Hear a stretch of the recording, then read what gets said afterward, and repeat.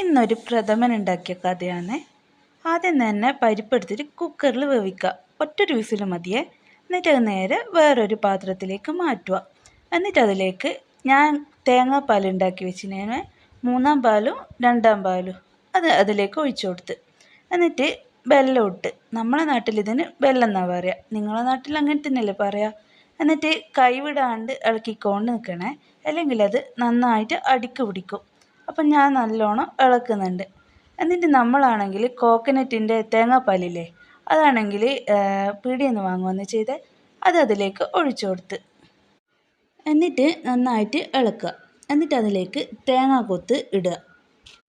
തേങ്ങാക്കൊത്ത് കുറച്ചൊരു എന്താ പറയുക കളറ് മാറി വരുമ്പോൾ, ചെറിയൊരു ബ്രൗൺ കളറായി വരുമ്പോൾ അതിലേക്ക് അണ്ടിപ്പരിപ്പ് ഇട്ട് കൊടുത്ത്. അണ്ടിപ്പരിപ്പ് എന്താ ഇട്ടതെന്ന് വെച്ചാൽ ഇവിടെ മുന്തിരിങ്ങയില്ലേനെ. പിന്നെ വേറൊരു കാര്യം എന്താ വെച്ചാൽ ഇതെൻ്റെ തട്ടിക്കൂട്ട് ആക്കലായതുകൊണ്ട് എന്നാ വേണ്ട എങ്ങനെയാണ് വേണ്ട ഒന്നും എനിക്കൊരു ഐഡിയ ഇല്ല. പിന്നെ യൂട്യൂബ് ഉള്ളതുകൊണ്ട് രക്ഷപ്പെട്ടു പോകുന്നതാണ്. എന്നിട്ട് ഇത് നേരെ പാത്രത്തിലേക്ക് മാറ്റി, ആക്കി വെച്ച സാധനത്തിലേക്ക്, പായസത്തിലേക്ക്.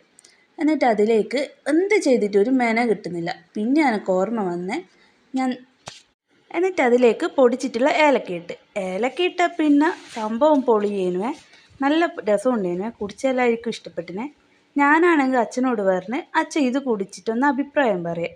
അച്ഛനാരാ മോയെ, അഭിനയിച്ച് തകർക്കലല്ലേ, സൂപ്പറാ ഒരേ പറയലേനുവേ.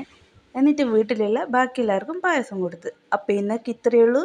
Okay, bye.